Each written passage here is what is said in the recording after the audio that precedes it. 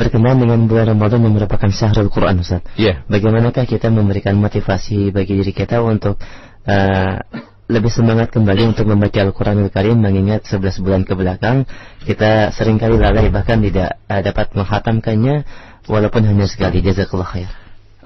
Pendengar sekalian, motivasi yang pertama harus kita tumbuhkan adalah baca keutamaan baca Al-Quran.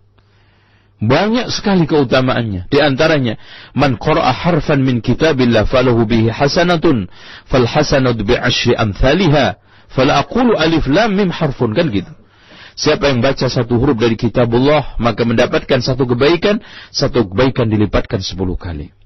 Dan di antara majtama'a qaumun fi baitin min buyutillah yatluna kitaballah wa yatadarasuna fima bainahum illa nazalat 'alaihim sakinah wa ghashiyatuhumur rahmah wa huffat bihimul malaikah. Ini Masya Allah. Tapi kita juga harus baca ayat-ayat hadis-hadis ancaman. Di antaranya Allah mengatakan, wa qala ar-rasulu ya rabbi inna qaumi ittakhadhu hadzal qur'ana mahjura. Rasul mengeluh, ya Allah, kaumku ini sudah menjadikan Al-Quran suatu yang mahjur, ditinggalkan, diabaikan, ditelantarkan.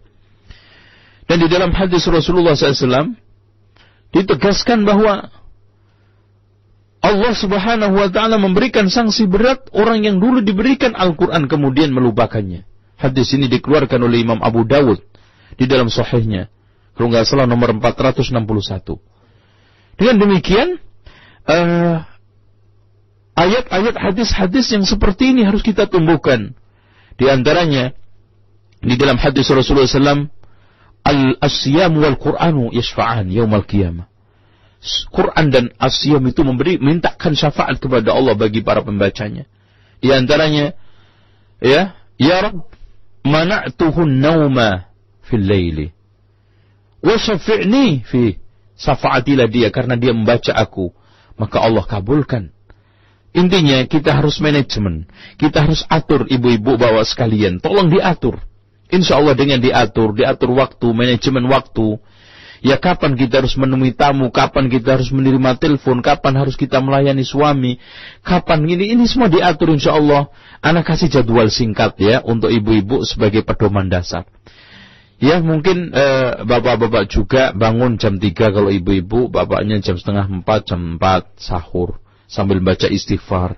Kemudian setelah itu pergi ke masjid, sholat sunnah 2 rakaat, kemudian sholat subuh, dzikir subuh, sholat subuh, habis itu dzikir pagi. Setelah itu dilanjutkan mungkin anak-anak yang mau sekolah disiapkan, suami yang mau kerja dibantu.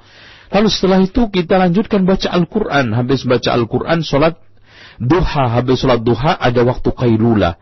Habis qailulah bangun, setelah itu sholat duhur. 4 rakaat, sholat sunnahnya 2 salam. Setelah itu sholat wajibnya diakhir dengan dzikir. Setelah itu sholat 2 rakaat sunnahnya. Setelah itu kita gunakan, manfaatkan untuk baca Al-Quran. Di sinilah insya Allah waktu wanita itu banyak. Karena nanti sudah setelah asar itu nyiapin, kata orang Jawa, takjilan tadi, buka puasa.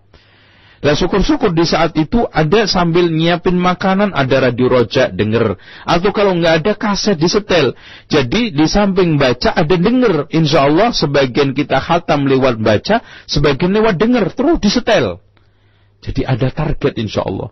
Terus kita baca juga bagaimana imam-imam sunnah itu mengkhatamkan Al-Quran pada waktu Ramadan. Seperti yang dinukil oleh Imam An-Nawawi di dalam kitab At-Tibyan. Itu Utsman bin Affan itu 1 rakaat khatam sekali Al-Quran.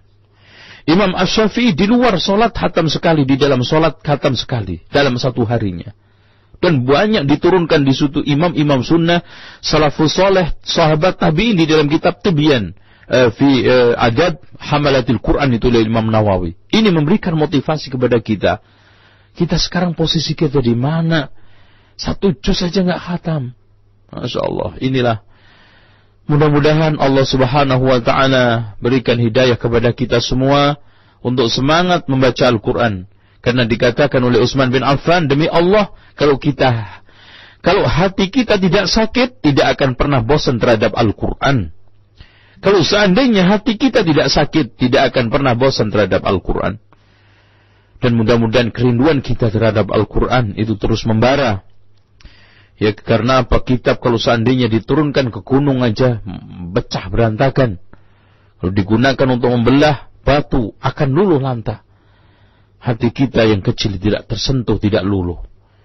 Bahkan di dalam firman Allah, afala yatadabbaruna al-Qur'an am ala qulubin aqfaluha, ada kunci gembok yang sangat kuat sehingga membuat hati kita berkarat, hati kita tidak terketuk, hati kita tidak mempan mendapatkan sentuhan-sentuhan Al-Qur'an. Nas'alullah afiyah. Wallahu a'lam.